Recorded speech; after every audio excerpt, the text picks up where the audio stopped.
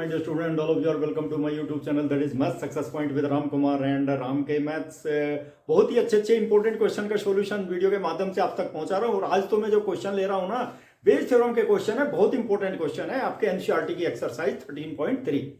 ठीक है ना। सबसे पहले देखिए हम क्वेश्चन नंबर 12 लेंगे, बहुत इंपॉर्टेंट है, कई बार एग्जामिनेशन में आ चुका। देखेंगे सैंपल पेपर उठा करके देख लीजिए कितने बार ये क्वेश्चन एग्जाम में आ चुका।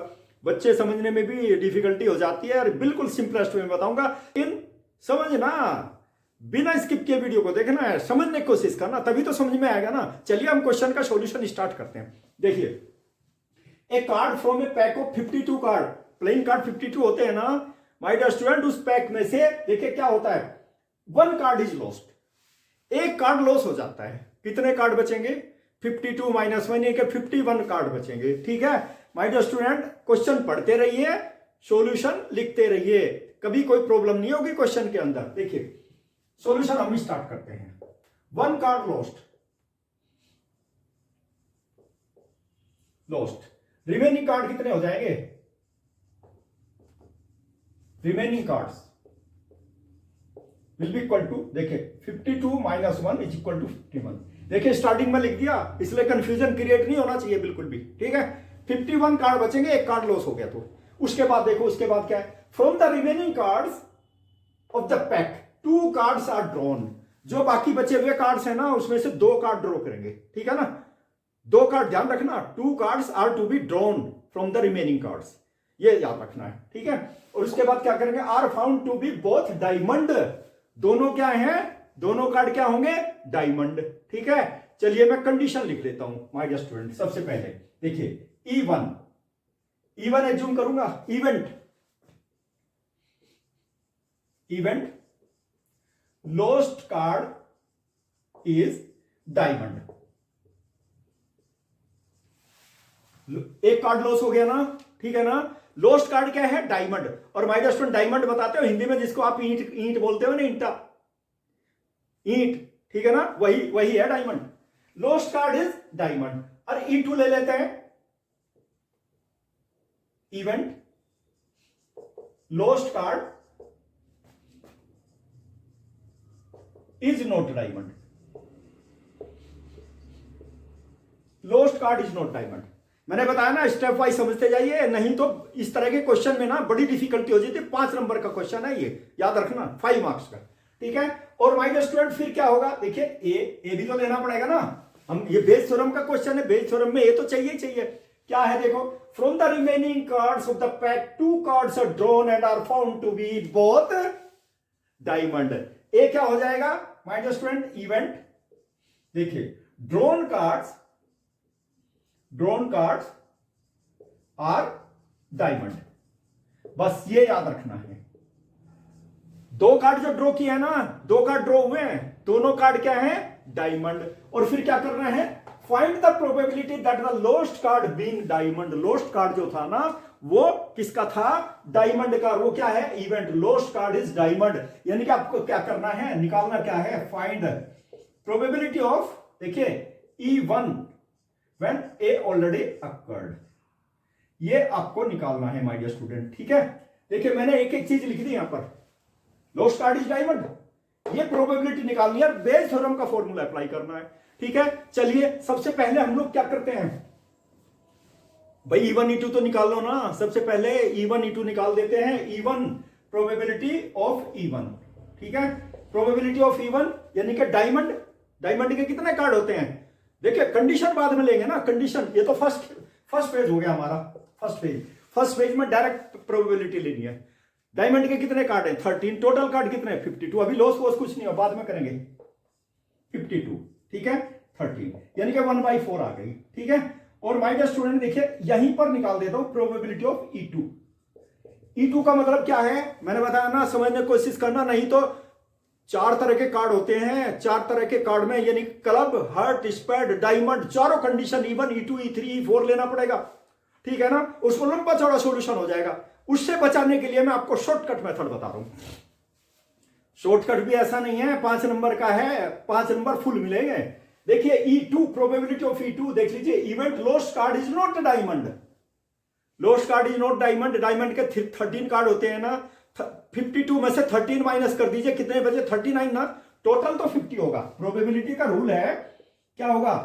Favourable outcomes 39 is equal to how much my dear student? 13 से डिवाइड कर दीजिए, 3/4 आ गया। ठीक है ना? क्या है ये? Lost card is not diamond की प्रोबेबिलिटी क्या आ गई? प्रोबेबिलिटी ऑफ E2 आ गई 3/4। अब अंडर कंडीशन देखो क्या कंडीशन है माय डियर स्टूडेंट, इसका इसी का सेकंड पार्ट। ठीक है, उसमें क्या होगा? Lost card is diamond. ठीक है, देखिए यहां पर अब क्या निकाला, देखिए माय डियर स्टूडेंट, यहां पे देखिए probability of A when even already occurred. आ गई ना कंडीशन? प्रोबेबिलिटी ऑफ ए का मतलब है दो कार्ड है डायमंड। देखिए event drawn card are diamond. ठीक है, सबसे पहले, और लोस्ट कार्ड भी डायमंड है। ठीक है ना? यहां पे देखो इवन, तो क्या हो जाएगा? दो कार्ड ड्रॉ करने हैं। ठीक है, और माय डियर स्टूडेंट एक कार्ड तो लॉस हो गया स्टार्टिंग में।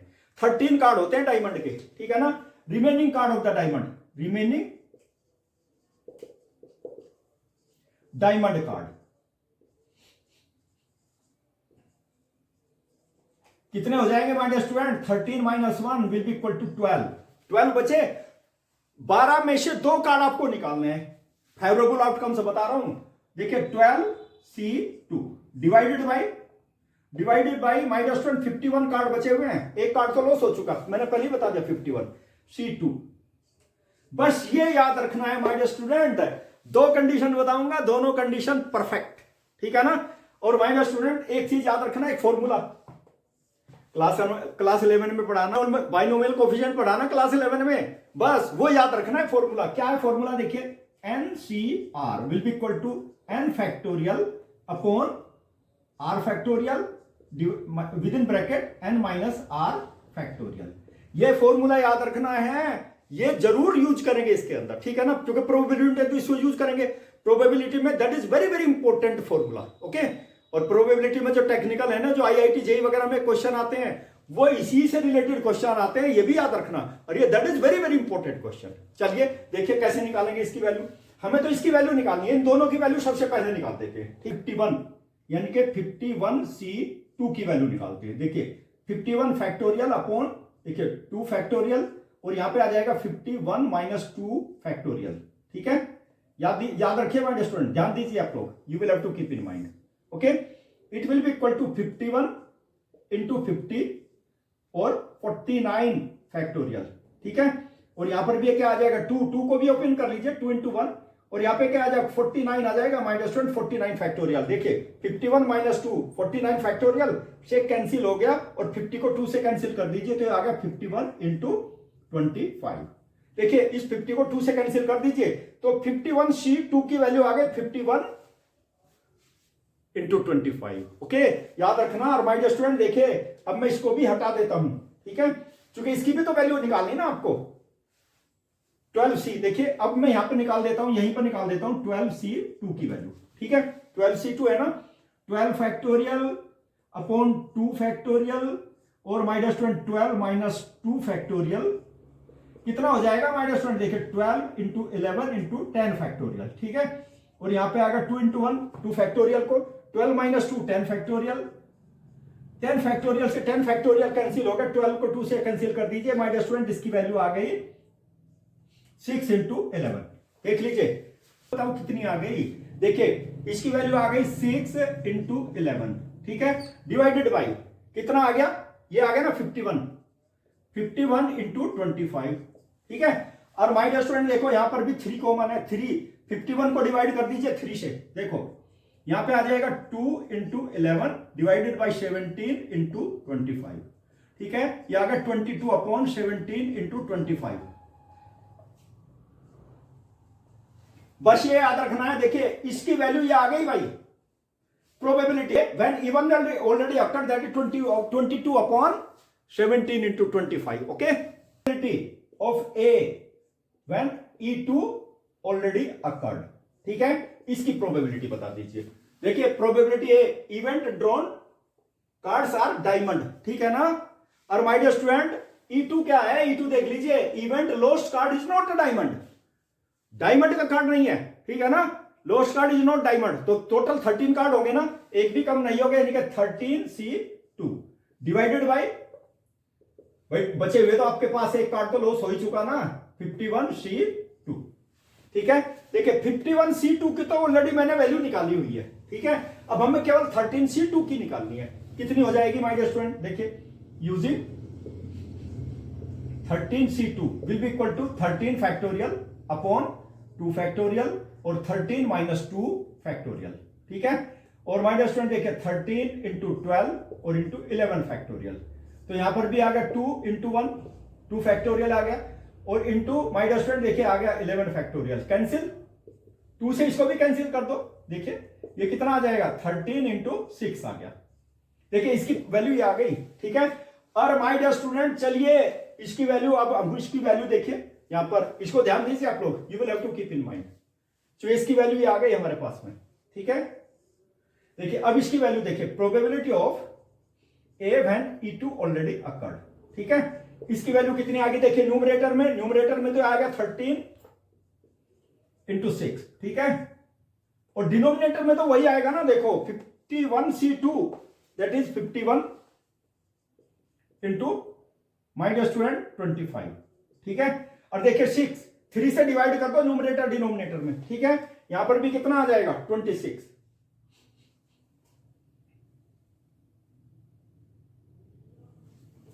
देखिए ये आ गया माय डियर स्टूडेंट, देखिए 3 से डिवाइड करूंगा 13 इंटू 2 और divided by my dear student 17 into 25। ठीक है, ध्यान दीजिए आप लोग, देखिए ये आ गई, ये वैल्यू इसकी आ गई। अब ये दोनों वैल्यू सब्स्टिट्यूट करेंगे। अंडरस्टैंड हम कैसे यूज करेंगे, मैंने देख लिया इसको पूरा का पूरा रोका हुआ है, ध्यान दीजिए। Find the probability of the lost card being diamond. Diamond मतलब देखिए लोस्ट कार्ड, देखिए यहां पर event lost card is diamond, lost card is diamond, वही तो दिया हुआ है, देख लीजिए lost card being a diamond, यानी कि probability of even when A already occurs by using the Bayes theorem. चलिए देखिए अब इसको ध्यान रखिए my dear student, A even when A already occurred, ठीक है, will be equal to probability of even, probability of A when even already occurred. ठीक है, और divided by probability of even, probability of A when even already occurred plus probability of E2 into probability of A when E2 already occurred। ये formula आ गया my dear student, देखिए इसमें अब value substitute करना है और कुछ नहीं करना। चलिए probability of E1 my dear student, probability of E1 that is 1/4। ठीक है, probability of A when even already occurred my dear student देखिए 22 अपॉन 17 इंटू 25। ध्यान दीजिए, इसलिए मैंने सबकी वैल्यू पहले निकाल दी। Probability of E1 my dear student, probability of E1 that is 1/4। ठीक है, into probability of A when E1 already occurred, same thing 22 upon 17 into 25 plus probability of E2 my dear student, probability of E2 that is 3/4, 3/4 into probability of A when E2 already occurred. My dear student देखिए ये आ गई probability of E2 already occurred, इनके 13 into 2 divided by देखिए 17 into 25। Okay, देखो 1/4 common है यहां पर, मैं बाहर कर देता हूं उसको, 1/4 और माय डियर स्टूडेंट 22/17 इंटू 25। ध्यान दीजिए बहुत ही अच्छी कैलकुलेशन है, टेक्निकल कैलकुलेशन बता रहा हूं। चलिए it will be equal to, यहां पर भी 1/4 बाहर कर देते हैं, 1/4। ठीक, 1/4 को बाहर कर दिया, 17 इंटू 25, 17 इंटू 25 और माय डियर स्टूडेंट 1/4 को बाहर कर दिया, तो एलसीएम कितना आ गया, एलसीएम कितना आ गया बता दीजिए, 17 इंटू 25। ये देखिए ये भी 17 इंटू 25, 17 इंटू 25, ये भी कैंसिल हो गया। ठीक है, हमारे पास क्या बच गया, देखो यहाँ पे 22 अपॉन, देखिए यहाँ पे आ गया 22 प्लस 78 माय डियर स्टूडेंट, इन दोनों का सम निकाल लीजिए। ठीक है, it will be equal to my dear student 22 by, देखिए 100 आ गया 100। ठीक है, और it will be equal to, देखो 2 कॉमन है, 11 into 2 divided by my dear student देखिए यहां पर भी 50 इंटू 2, ये आ गया मेरे पास में 11/50। स्टूडेंट इसकी वैल्यू आ गई 11/50। एक चीज याद रखना, अच्छी तरह से निकालना इस क्वेश्चन को, 5 नंबर का क्वेश्चन है। कहीं पर भी किसी भी तरह से, या तो सीबीएसई बोर्ड एग्जामिनेशन में या अदर बोर्ड एग्जामिनेशन में के लिए दैट इज वेरी इंपॉर्टेंट, या फिर कॉम्पिटिटिव एग्जामिनेशन में इस तरह का क्वेश्चन, ठीक है, बहुत इंपॉर्टेंट क्वेश्चन है my dear student, technical question है। लैंग्वेज समझिए, फिर उसके बाद स्टेप बाय स्टेप क्वेश्चन समझिए, कभी गलत नहीं होगा, नहीं तो गलत। देखिए जरा सी लैंग्वेज का डिफरेंस यदि आपने उसका जो मीनिंग है ना गलत समझ लिया ना, क्वेश्चन गलत हो जाएगा। चलिए देखिए माय डियर स्टूडेंट क्या है, प्रोबेबिलिटी दैट ए समवन है, कोई भी है, ए एक्स वाई जेड जैसे होते हैं, ए है, ए स्पीक ट्रूथ, ए हमेशा सत्य बोलता है, और उसकी प्रोबेबिलिटी क्या है 4/, सत्य बोलने की प्रोबेबिलिटी है 4/5। और माय डियर स्टूडेंट उसके बाद क्या है, तो सत्य बोल दिया, ठीक है, उसके बाद कॉइन टॉस कर देते हैं, और जब एक कॉइन टॉस करोगे हेड आएगा टेल आएगा, 2 आउटकम होंगे ना, ये भी याद रखना, ठीक है।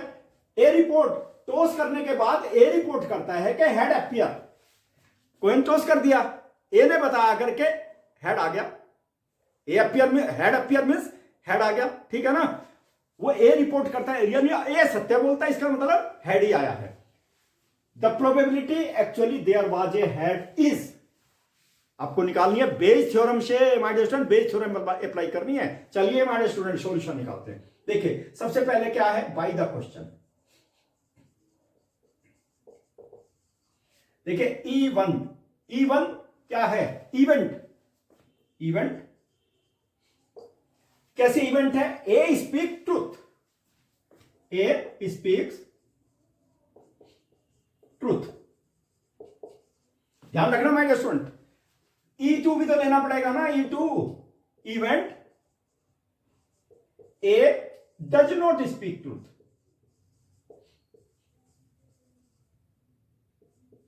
ट्रूथ। चलिए माय डियर स्टूडेंट, तो E1 E2 की तो प्रोबेबिलिटी देख लेते हैं ना। देखिए my dear student, probability that a speak truth ये हो गया ना, देखो तो प्रोबेबिलिटी ऑफ E1 कितना हो गया माय डियर स्टूडेंट, 4/5 हो गया, क्योंकि वो ट्रूथ बोलता है 4/5। और माय डियर स्टूडेंट E2 क्या है, ए डज नॉट स्पीक ट्रूथ, जब वो ट्रूथ नहीं बोलेगा, देखिए प्रोबेबिलिटी E2 यहां पे लिख देता हूं माय डियर स्टूडेंट, देखिए व्हेन क्या हो जाएगा 1 माइनस प्रोबेबिलिटी ऑफ E1, देखिए यहां पे आ गया, यहां पे आ जाएगा ये, that will be equal to 1 minus 4/5, कितना आ गया 5 एलसीएम हो गया, 5 minus 4 that will be 1/5। A सत्य नहीं बोलता, उसकी प्रोबेबिलिटी कितनी है 1/5 आ गई माय डियर स्टूडेंट, ठीक है। चलिए अब क्या करते हैं, देखिए इसने बोला है ना, ये आ गया a coin is tossed, coin is tossed, देखिए coin is tossed, outcome sample space बता दीजिए माय डियर स्टूडेंट, हेड आएगा या टेल आएगा, ठीक है, ये आउटकम्स हो गए ना इसके, कॉइन टॉस कर दिया। चलिए अब क्या है, हमें ए लेना है ना, ए क्या होगा, देखो माय डियर स्टूडेंट, देखिए a coin is tossed, a report, a ने रिपोर्ट किया that head appears, event A report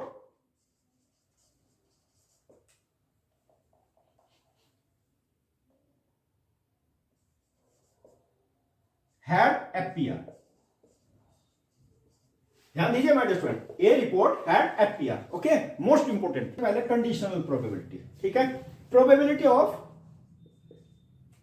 of E when E1 ऑलरेडी occurs, E my dear student देखिए इवेंट दैट ए रिपोर्ट क्या है, हेड अपीयर, हेड अपीयर हो गया, head appear देख लीजिए, हेड आ गया, हेड आएगा टेल आएगा, हेड आने की प्रोबेबिलिटी कितनी हो गई my dear student, under condition देखो E हेड अपीयर मतलब E1 क्या है देख लीजिए, इवेंट ए स्पीक ट्रूथ, ठीक है ना, ये भी याद रखिए। वो क्या बोला उसने कि हेड अपीयर हो गया, और हेड आने की प्रोबेबिलिटी कितनी हो गई 1/2। चलिए and probability of E when E2 already occurred, E2 मतलब देख लीजिए my dear student, probability of E, यानी कि हमें तो हेड आने की प्रोबेबिलिटी निकालनी है, जब वो ट्रूथ नहीं बोलता है तब भी तो हेड आने की प्रोबेबिलिटी निकालनी है, और माय डियर स्टूडेंट वो भी कितनी हो जाएगी, दैट इज ऑल्सो 1/2,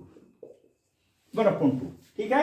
हेड आने की प्रोबेबिलिटी, चूंकि कॉइन तो टॉस किया ना, चाहे वो ट्रूथ बोले या ना बोले, हेड आने की प्रोबेबिलिटी क्या होगी, दैट विल बी 1/2, ठीक है ना, ये चीज याद रखने my student, you must have to keep in mind. अब बेस थ्योरम यूज करते हैं, let us use the Bayes theorem.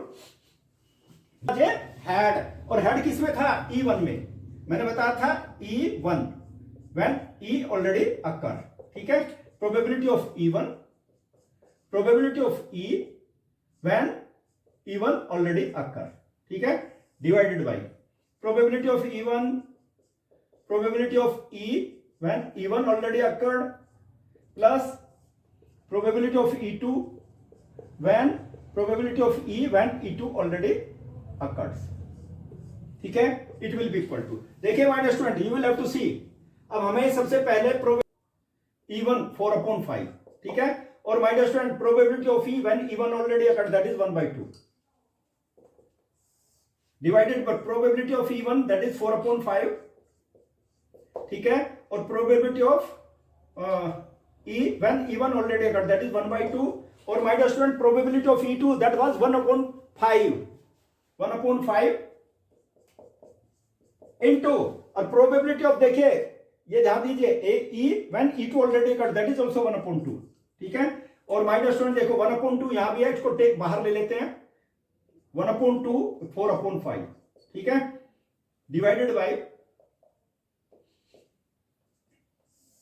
1/2 को मैंने बाहर करके देखिए क्या बचेगा, 4/5 प्लस 1/5, ठीक है, और ये तो कैंसिल हो गया, बता दीजिए, देखिए 4/5 न्यूमरेटर में आ गया 4/5 डिवाइडेड बाय, ठीक है, यहां पे देखिए 5 एलसीएम है, you will have to see 5 LCM है माय डियर स्टूडेंट, और यहां पे न्यूमरेटर में भी 5 ही आ जाएगा, देखिए इस 5 से ये 5 तो कैंसिल हो गया, कितनी आ गई प्रोबेबिलिटी 4/5 आ गई, ठीक है ना, 5 से 5 कैंसिल 4/5, और माय डियर स्टूडेंट मुझे बता दीजिए ऑप्शन कौन सा सही है, A option is correct, A is correct. कितना स्मार्ट सॉल्यूशन बताओ, लेकिन ध्यान रखना इसमें कंफ्यूजन होने के चांस ज्यादा रहते हैं इस तरह के क्वेश्चन में, बहुत इंपॉर्टेंट क्वेश्चन है। क्वेश्चन नंबर 14 लेते हैं, very very important question, MCQ का सबसे बेस्ट क्वेश्चन है क्वेश्चन नंबर 14, फ्रेंड बहुत इंपॉर्टेंट क्वेश्चन है, जरा समझ लीजिए। If A and B are two events such that A is a subset of B, class 11 में पढ़ा है ना, यदि कोई भी सेट दूसरे का सबसेट होता है तो पहले वाले सेट के सारे एलिमेंट बी में होते हैं ना, दूसरे वाले सेट में होते हैं ना, यानी कि ए के सारे एलिमेंट बी के अंदर हैं, A is a subset of B का मतलब यही हुआ ना, such that probability of B does not equal to 0, ये याद रखना है, और हमको बता दीजिए then which of the following is correct, इनमें से आपको करेक्ट ऑप्शन देखना है। मैंने बताया ना एमसीक्यू का बहुत इंपॉर्टेंट क्वेश्चन है, दिमाग को चक्कर काट देगा, दिमाग चक्कर काट जाएगा, इसलिए ध्यान से देखना है, ठीक है। चलिए माय डियर स्टूडेंट देखिए solution, let me take the solution. सबसे पहले आप देखिए बाय द गिवन कंडीशन,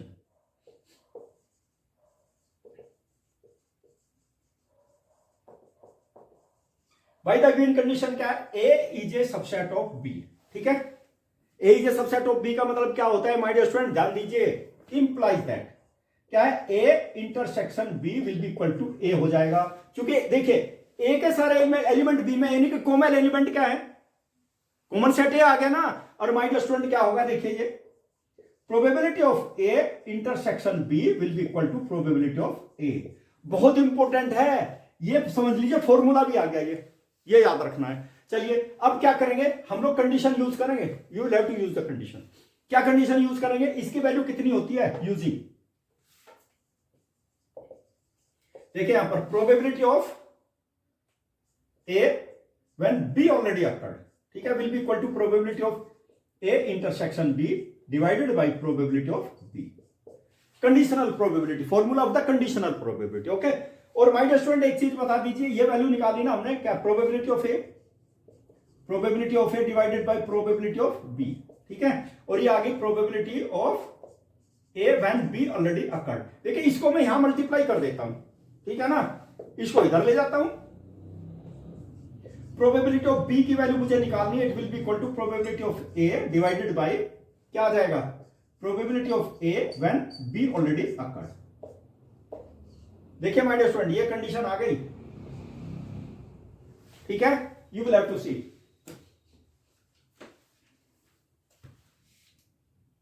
ये सपोज इक्वेशन 1 आ गई, ध्यान दीजिए आप लोग, बहुत इंपॉर्टेंट चीज बता रहा हूं, you will have to see. Given condition क्या है, probability of B does not equal to 0, 0 के इक्वल नहीं है, given probability of B does not equal to 0। So क्या होगा, प्रोबेबिलिटी ऑफ बी ऑलवेज, देखिए किसी भी सेट की जो प्रोबेबिलिटी होती है ना माय डियर स्टूडेंट, 0 और 1 के बीच में लाई करती है। 0 के इक्वल है नहीं तो क्या होगी, लेस देन 1 होगी ना, होगी या नहीं होगी। फ्रॉम 1 से प्रोबेबिलिटी ऑफ बी की वैल्यू यहां सब्स्टिट्यूट कर दीजिए। देखिए फ्रॉम 1 बी के स्थान पे क्या रखेंगे, ये रख देता हूं।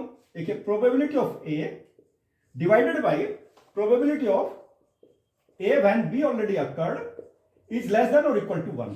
और माय डियर स्टूडेंट इसकी वैल्यू क्या आ जाएगी, देखिए probability of A less than और equal to probability of A when B already occurred. और इसको ऐसे भी तो लिख सकते हैं ना, देखो माय डियर स्टूडेंट, देखो probability of A when B already occurred that is greater than और equal to probability of A. ध्यान दीजिए, देखिए इसमें क्या है ना, ये पहले है ये बाद में, देखो सिंबल तो वही है ना, ये ग्रेटर है, ये ग्रेटर है इससे, ठीक है ना, तो इसको मैंने पहले लिख दिया, ये ग्रेटर देन दिस वन। अब मुझे बता दो कौन सा ऑप्शन सही है इसके अंदर, my dear student C option is, C is correct, C is correct. इसमें कंफ्यूजन क्रिएट नहीं करना। देखो ये बड़ा है, ये बड़ा ले लिया मैंने, देखो यहां पे प्रोबेबिलिटी ऑफ ए से बड़ा है ये, ठीक है, सी ऑप्शन इज करेक्ट। बहुत इंपॉर्टेंट क्वेश्चन है, इस तरह के क्वेश्चन भी नहीं हो पाते ना, कंफ्यूजन क्रिएट हो जाता है जब फॉर्मूले याद नहीं होते। ध्यान दीजिए माय डियर स्टूडेंट, और एक क्वेश्चन और बताऊंगा एडिशनल क्वेश्चन, जो 5 नंबर का क्वेश्चन इवन कॉम्पिटिटिव एग्जामिनेशन में भी आ जाता है इस तरह का क्वेश्चन। चलिए एडिशनल क्वेश्चन लेते हैं, कॉम्पिटिटिव एग्जामिनेशन में कई बार आ चुका, लेकिन अच्छी तरह से समझने की कोशिश करना, तभी जाके समझ में आएगा, ठीक है। देखिए ए और B, if A and B throw a pair of dice, pair of dice मतलब 2 डाइस, कितने केसेस हो जाएंगे, 36, ठीक है ना। देखिए यहां पे सॉल्यूशन निकालते हैं my dear student, when A and B दोनों अलग अलग फेंकेंगे, पहले ए फेंकेगा 2 डाइस को, फिर बी फेंकेगा 2 डाइस को, समझ लीजिए A and B throw a pair of dice, total outcomes कितने हो जाएंगे, 36 total outcomes.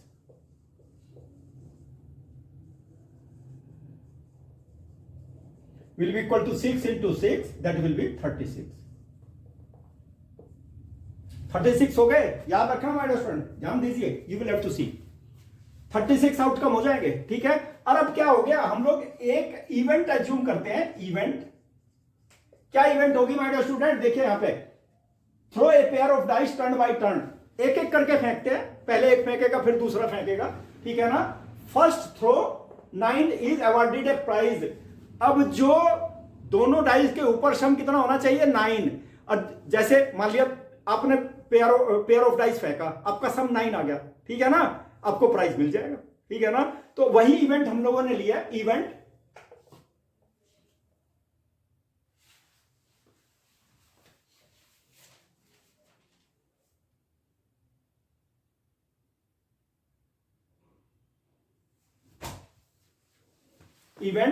the sum of two numbers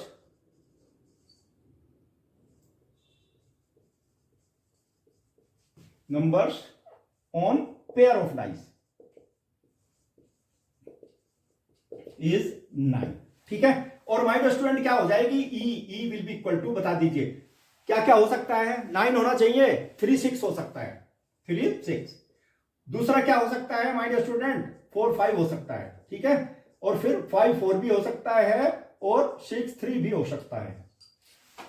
बस 4 ही केस होंगे, फेवरेबल आउटकम्स कितने हो जाएंगे, 4 ही होंगे माय डियर स्टूडेंट। चलिए लेकिन क्या है, अब हमको प्रोबेबिलिटी निकालनी है।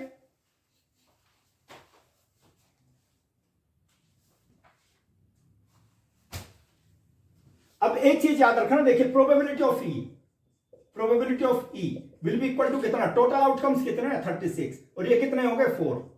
माय डियर स्टूडेंट देखिए यहां पे आ गई प्रोबेबिलिटी 1/9, ठीक है।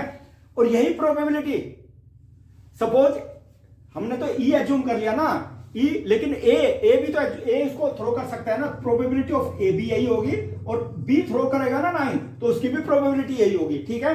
फिर क्या है माय डियर स्टूडेंट, देखिए एंड बहुत इंपॉर्टेंट है, ई मतलब ई क्या है, सम 9 नहीं आता है, ठीक है ना।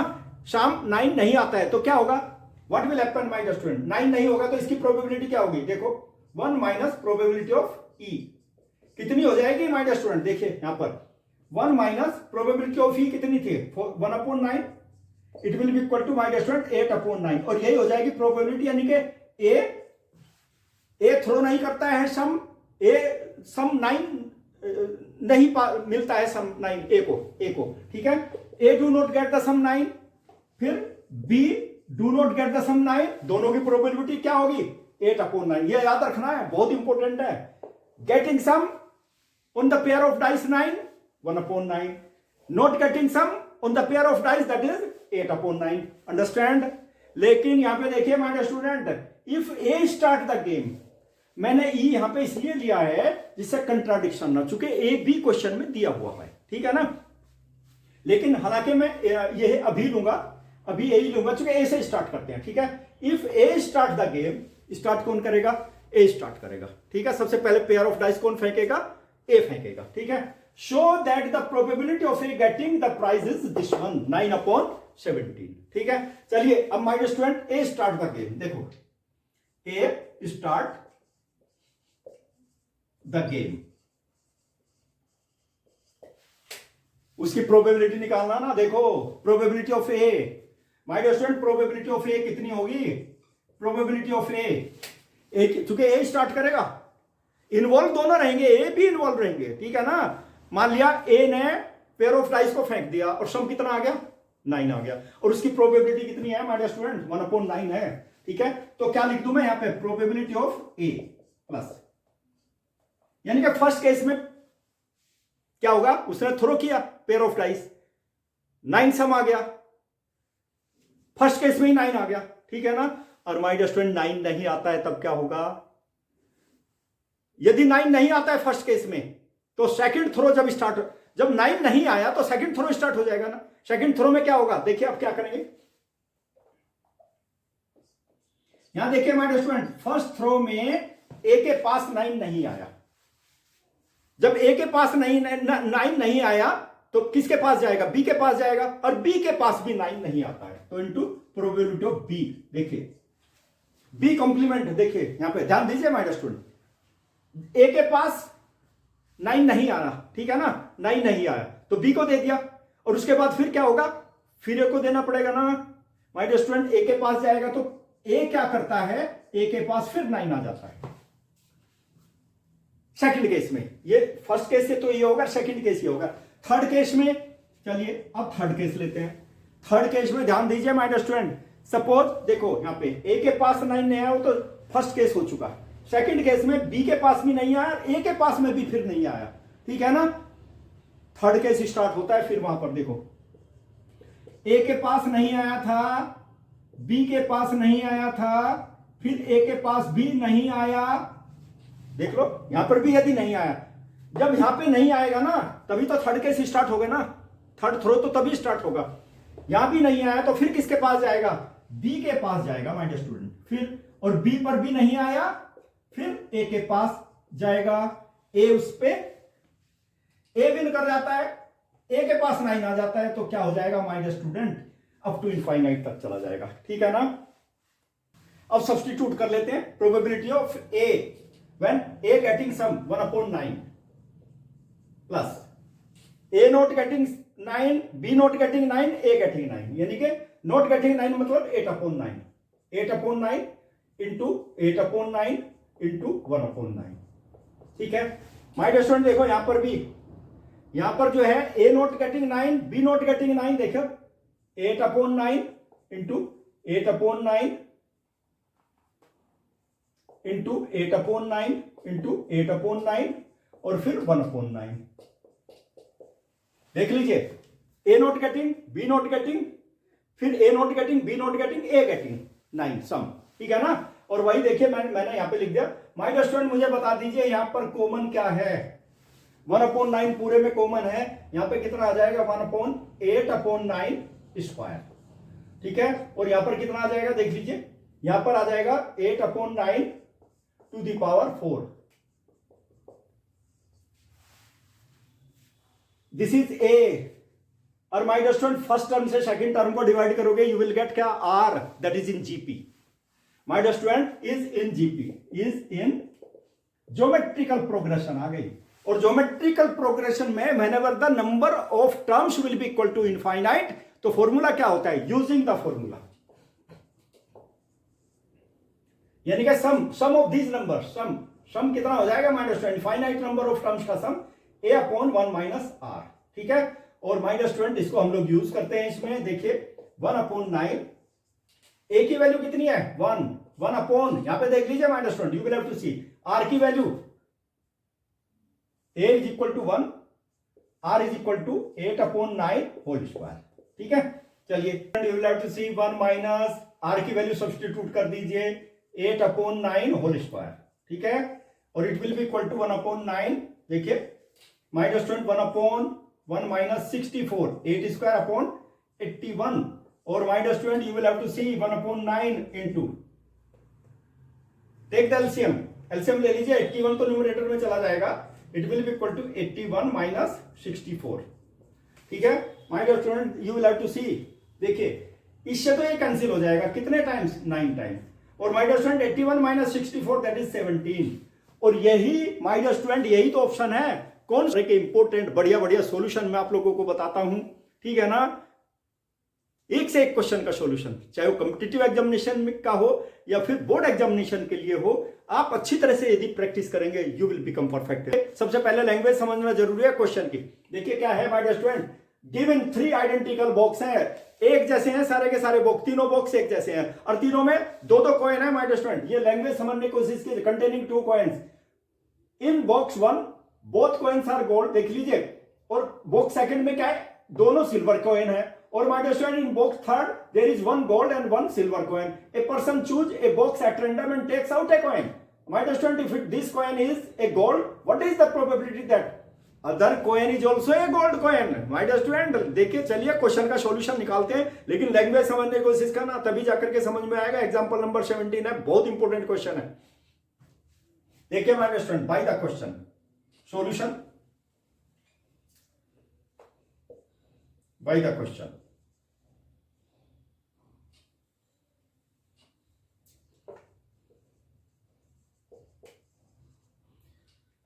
My dear student, let me take E1, choosing event, choosing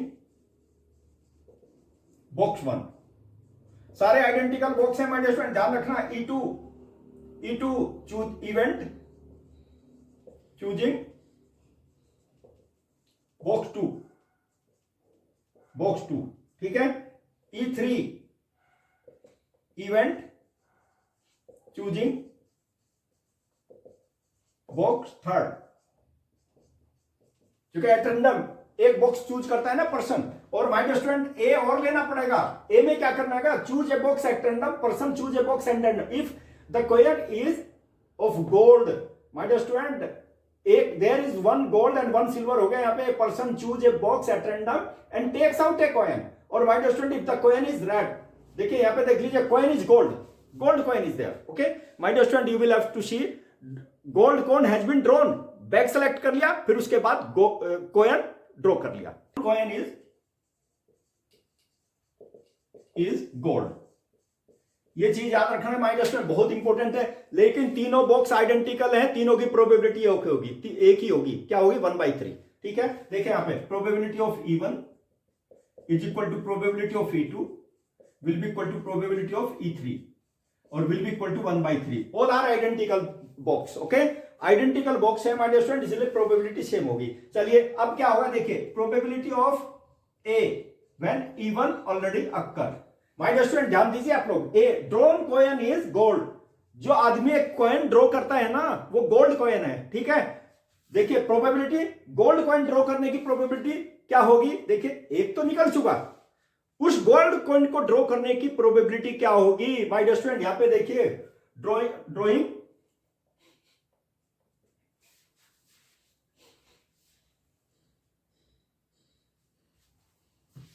gold coin drawing, probability gold coin drawing.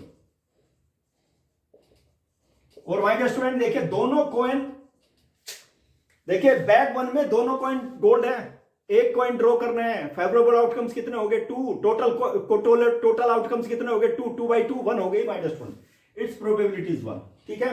और माइनस 1 नेक्स्ट देखिए, नेक्स्ट कंडीशन देखिए, probability of A when E2 already occur, ठीक है। यहां पर भी क्या होगा, प्रोबेबिलिटी गोल्ड कॉइन ड्रॉइंग, ठीक है। -20 इसकी प्रोबेबिलिटी बता दीजिए, इसकी प्रोबेबिलिटी कितनी हो जाएगी। सेकंड बैग में देख लीजिए -20 सेकंड बैग, देखिए सेकंड बैग ये रहा हमारे पास में, second bag both are silver coins second bag में, लेकिन प्रोबेबिलिटी किसी निकालनी है, गोल्ड कॉइन निकालनी है, तो प्रोबेबिलिटी कितनी हो जाएगी 0 हो जाएगी -20, it's probability will be 0/2 will be equal to 0, चूंकि वहां पे गोल्ड कॉइन है ही नहीं, निकालोगे कहां से। Next -20 you will have to see next, देखिए third case -20 you will have to see probability of A when E3 already occurred। देखिए ड्रॉइंग, देखिए यहां पे क्या है, gold coin drawing, probability gold coin drawing, ठीक है। It will be equal to -20 third box में ना एक सिल्वर कॉइन है एक गोल्ड कॉइन है, तो दोनों की प्रोबेबिलिटी इक्वल होगी ना 1/2, ओके, इट विल बी 1/2। और -20 Bayes theorem, using the Bayes theorem now हमें क्या करना है, देखो एक चीज याद रखिए बस, यहां पे देखो what is the probability that the other coin in the box is also a gold. एक कॉइन तो ड्रॉ कर लिया, वो गोल्ड आ गया, दूसरा कॉइन भी क्या होगा, गोल्ड होगा।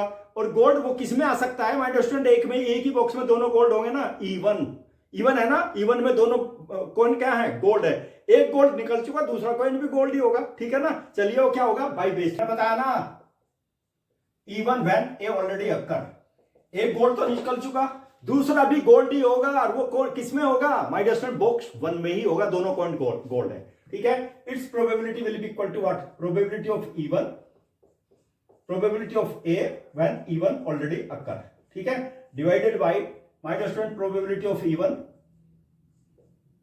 Probability of A when even already occur, plus probability of E2 when probability of E2 and when E2 already occur, or plus probability of E3, probability of A when E3 already occur।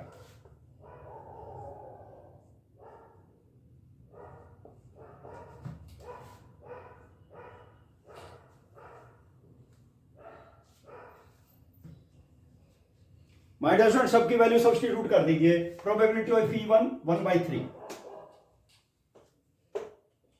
1/3 probability of E1, देखिए -20 1 है इसकी probability, divided by similar kind of thing, probability of E1 -20 1/3 into 1 plus, देखिए second की probability 0 है -20, that will B 0, okay, probability that is 1/3 और into 0 plus 1/3 probability of E3 and A when E3 already occur, that is 1/2, ठीक है। और -20 denominator में 1/3 common ले लीजिए, ठीक है, बिल्कुल सिंपल कैलकुलेशन, ये तो 0 हो गया, ये आ गया 1 और यहां पे आ गया 1/3, आपने कॉमन ले लिया, 1/2 बचा है, ये तो कैंसिल, कितना आ गया -1 देखिए इसका एलसीएम ले लीजिए 2 + 1/3 और ये आ गया -20, देखिए दैट विल बी 2, ठीक है, 2 न्यूमरेटर में आ जाएगा, that is 2/3 -20, it's probability will B 2/3। Very important question, बहुत इंपॉर्टेंट क्वेश्चन है, कई बार एग्जामिनेशन में आ चुका है, 5 नंबर का क्वेश्चन है, मोस्ट इंपॉर्टेंट। लेकिन ये सब कहां पर मिलेगा, ये सब तो math success point with Ram Kumar मिलेगा ना, और ये तो तभी मिलेगा जब आप मेरे चैनल को सब्सक्राइब करोगे। Okay, like my video, share my videos, अपने फ्रेंड के पास में शेयर भी कीजिए, press the bell icon so that my each and every video will reach to you as soon as possible. Okay, best of luck.